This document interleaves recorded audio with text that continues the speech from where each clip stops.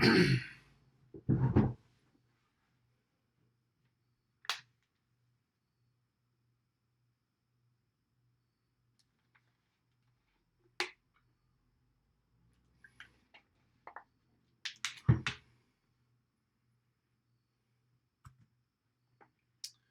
going on, Turn Up fam? This is Dave here.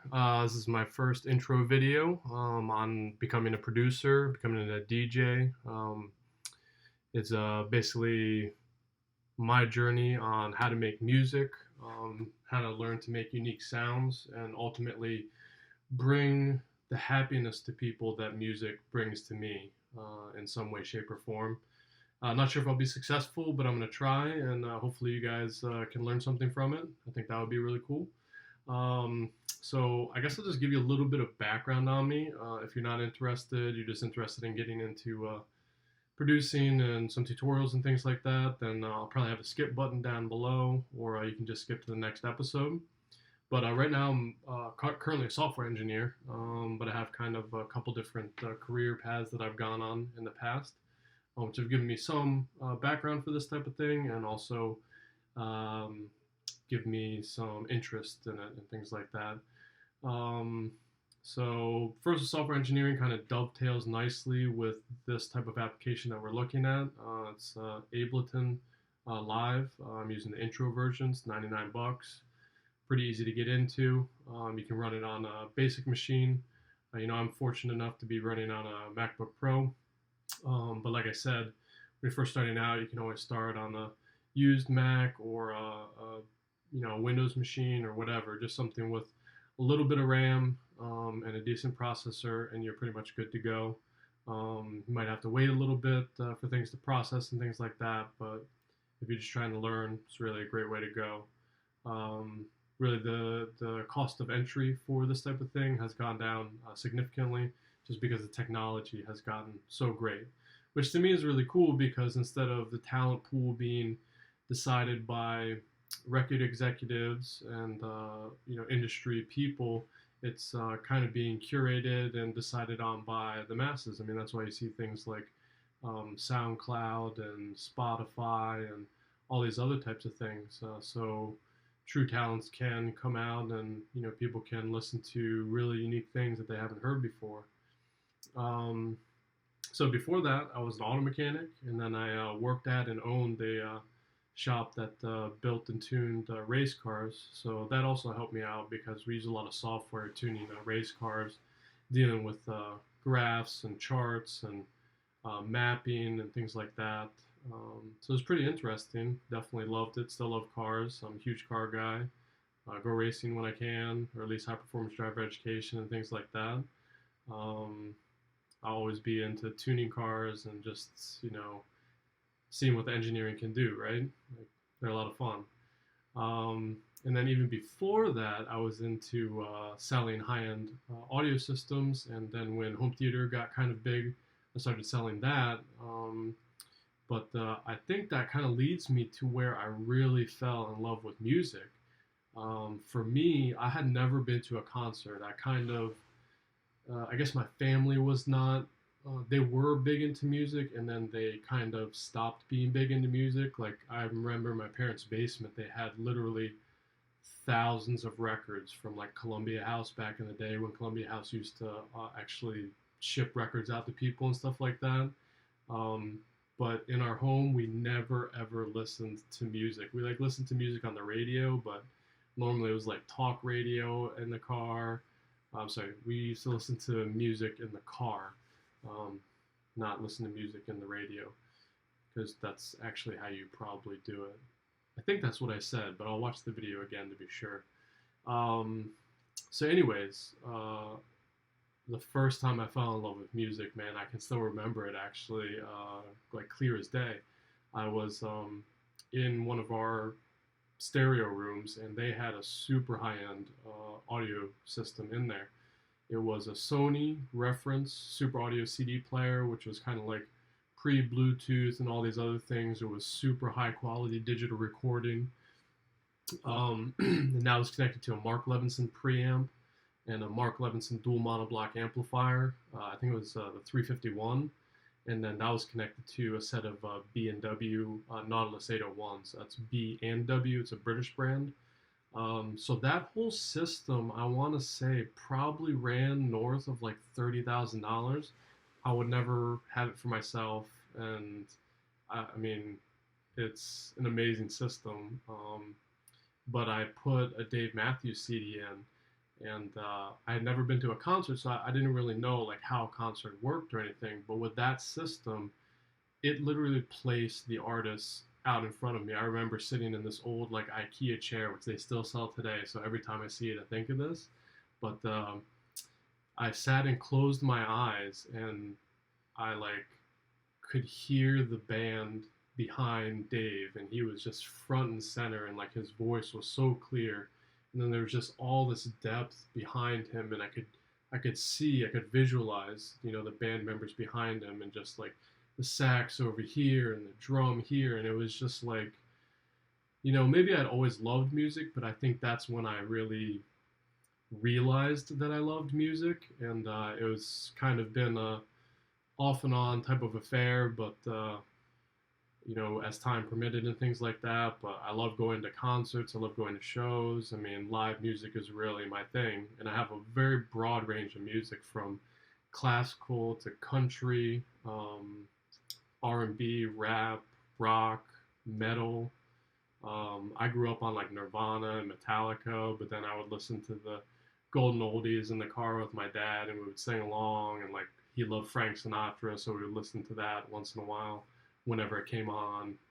He never pulled the records out, but you know, we would still get a chance to listen to it once in a while.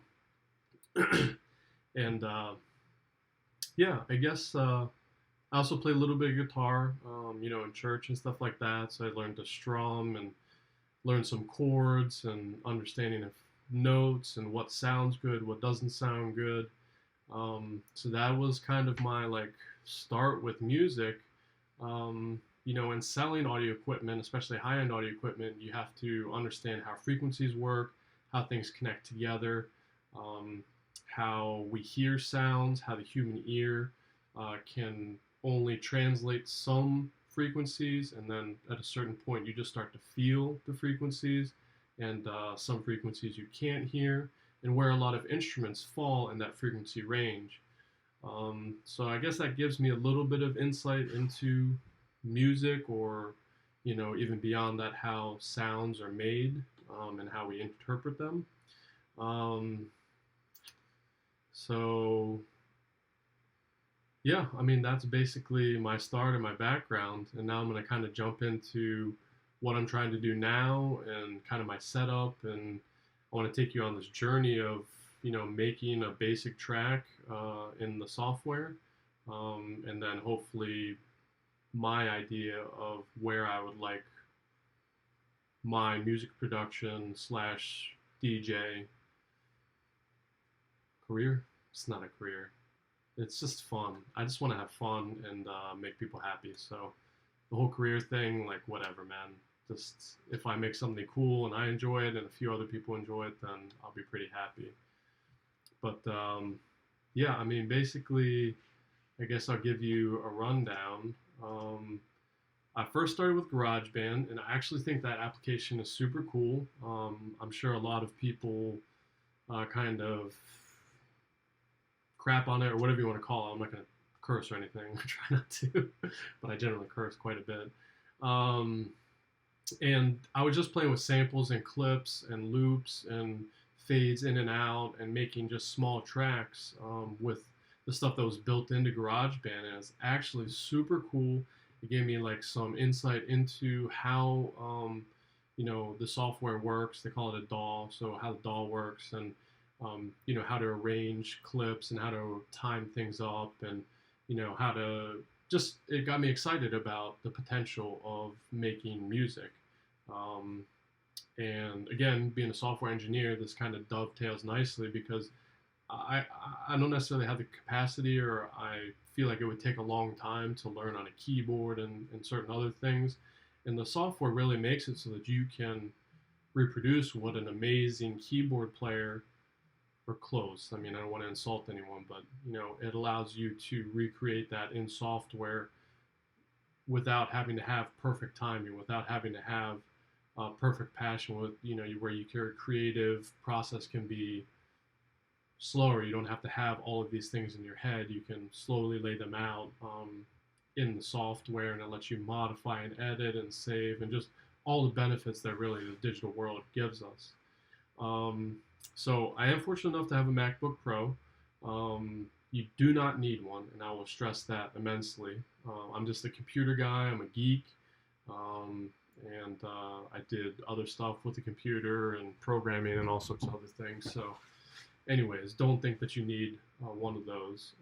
Basic Windows machine or used Mac will work, at least to get you running, because most of them are so powerful nowadays.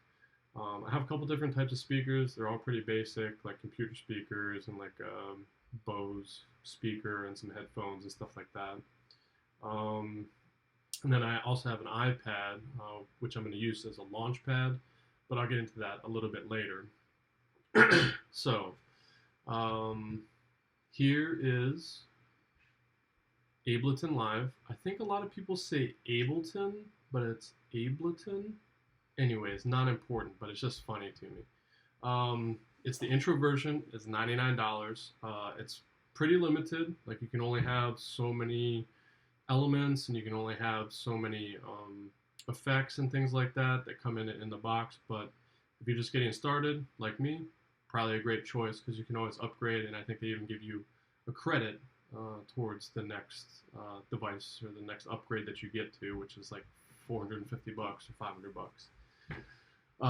So first of all, a big shout out to this kid, Julian Gray, because he actually has a really cool site, a YouTube channel, and literally I'm going to be following along with this Let's Write a Track, a $99 Ableton Live Intro. He's so good, I think, that he doesn't always realize the steps that he's taking and how quickly he's taking them. In some of his later videos he did, and no criticism to you, Julian. I think you got that feedback from other people, and so it's cool that you're listening to it. But we're just going to kind of be following along with this, or my own version of it, at least temporarily. And then we'll go from there. So this is Ableton Live, and this is generally the layout that you're going to see when you first open it. It actually took me a little while to absorb this. I had to read some of the documentation, which I definitely recommend at least skimming through. It's very long, but it'll at least familiarize you with the terminology and things like that. But over here is basically the left navigation pane, and here you have some categories. These are sounds, so literally you can get sounds that are already pre-made for you. Some pretty weird stuff out there, but you can get pretty cool stuff out of it. They have drums, they have instruments, like I don't know, pianos and keys, things like that. These are audio effects, so these are a lot of things that you would think of that you see in like a studio and stuff like that, like an EQ or a compressor, and we'll get into details of some of those later on. But I mean, you can even think of like a whammy pedal or a distortion pedal for a guitar. That's an audio effect. It's taking the output from the guitar to its input, running it through some processors or some gates and things like that to modify the sound, and then sending it out to the amplifier and then eventually to the speakers, which then transmit sound pressure and the frequencies to our ears. Now, this other thing called MIDI effects, I'll get into that a little bit later. I probably need to read up on it myself a little bit. They have these things called plugins or VSTs. It's just really a fancy name for virtual studio technology. And what it really is, at the end of the day, is to give you a visual representation, is it's one of these things, right? These are synthesizers. Moog is probably one of the first ones that ever came out, or is the first one that came out. And basically it takes sound and runs it through a series of processors and these knobs. So you play your note on the keyboard, it will generate a tone, and then you can modify that tone through these knobs and controls for different reverb and attack and all sorts of other types of settings, and really make like some super unique sounds that maybe no one has ever heard before, which to me personally is like, really cool. I mean, people like Rez or Dead Mouse, they're making sounds that people have never heard before. And it can get even crazier than this. Like, in some of these studios, they have literally boards and they run patch cables between all of these different synthesizers or whatever the module might be, and it does different things to the sound. Some are tone generators, some are saw generators, all sorts of other things. So this is what I'm saying, that sometimes the terminology is good to get your head wrapped around. So anyways, that's that. Probably went a little bit too deep into there. They also have clips that you can use. So you can just drop little clips into your sounds. They have samples, and you can actually bring in your own samples or clips from songs that you might have, things like that. This Places thing, I think it's a way for you to store your own things. I'm not really familiar with it as of yet, but we'll get there, I guess. You can always Google it. Honestly, that's what makes me a relatively decent software engineer, is I know how to Google shit. Really, other than that, I'm just a professional mouse clicker. Okay, so this view right here is what they call the arrangement view. This is your main pane right here. This is what you think of normal sheet music, right? It operates on a timeline. That timeline is broken up into, oh, and here's a cool little tip, right? This allows you to expand and contract the timeline so that you can zoom in and zoom out, but also move quickly along the timeline. So what I'm going to do is expand the timeline out so we can get down to what's called one bar. And so with one bar, what you have is, this is one bar that is broken up into quarters at this point. We can also break it up into eighths. So eighth notes, quarter note, eighth note, 16th note. If you see down here in the corner, it's changing. So here, eighth note, 16th note, 32nd note, 64th. I don't really know anybody that messes with 64th. I mean, maybe like some triple speed metal type of thing. But anyways, we'll stick with probably quarter notes. Just because that's convenient for EDM and stuff like that. You can expand and contract. Now, the speed that these bars are played at, right, or these quarter notes are played at, is determined by your tempo, which is up here in the corner. So if we're at 120 beats per minute, right, then one bar, which is this right here, 1, 2, 3, 4, is approximately 2 seconds of real time. Now we could go up with that, and you see how we could go to 240 approximately in our tempo, and that's 1 second. And conversely, if we're to drop this down to 80, no, 60, then one bar, 4 quarter notes, is approximately 4 seconds. So that's how you can control it. I mean, R&B, hip hop, things like that, they normally operate at 100 beats per minute. Most EDM and things like that is 120, 128, and like hard style and things like that, 140, 150. So you always want to set this first when you're kind of setting up your track and everything like that. We'll just stick it at 128 beats per minute, because if you've seen the movie We Are Your Friends, then you know that is the optimum tempo or BPM to make sure that everyone loves you immensely and you become the most popular DJ ever. So then what we have here is each of these that you see here is your track. And inside the track, you can place clips. right? So each track is going to be equivalent to one instrument in an orchestra or a symphony or something like that. So this can be your drums, and this can be your bass, and this can be your snare, and this can be your trumpet, so on and so forth, right?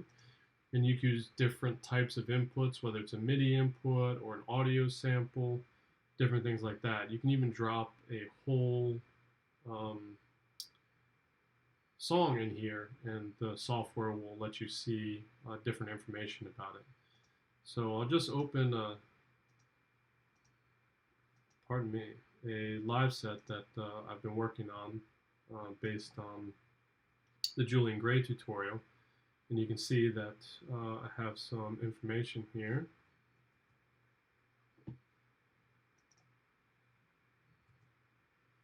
So you can see I have some clips already set up in these tracks, and I'll go ahead and expand this out. So what we have here is what we're calling a pad, and this, if you actually double click on the clip section of it, and I'll show you how to create a clip later, you come up with basically a keyboard, a set of notes, right? And these are each different notes, right? But when you put a set of notes together, they become a chord, just like if you were to strum a chord on a guitar, or if you were to play a chord on a keyboard.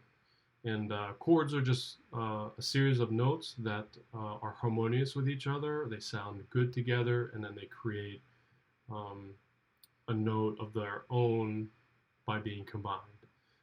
So for example, this is D, F, and A together, which I believe is D minor. I'm still learning, so don't shoot me if I don't know. And so what I've done is I made a series of 4 chords that I think sound good together, and then I've just repeated them 16 times. So if I use this little button, which is solo button, yeah, the solo button, it would just play this section. So we'll play it and you can hear it.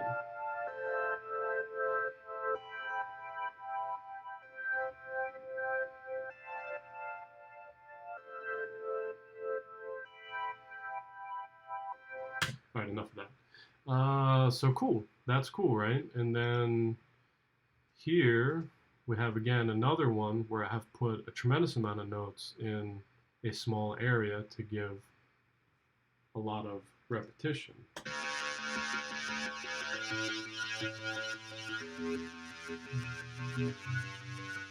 And again, you can see here that I'm D, A, E, G, right? And so it's cool, right? Makes sense. And now these are things that you could also play on a keyboard, but you're seeing them in a graphical format laid out in front of you.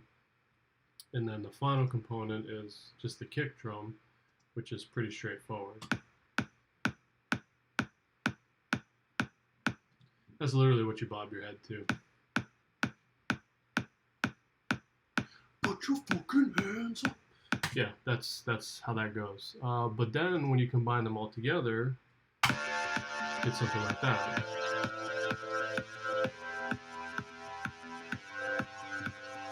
So it's pretty entertaining. I mean, for me, it's pretty cool because I haven't made anything like that.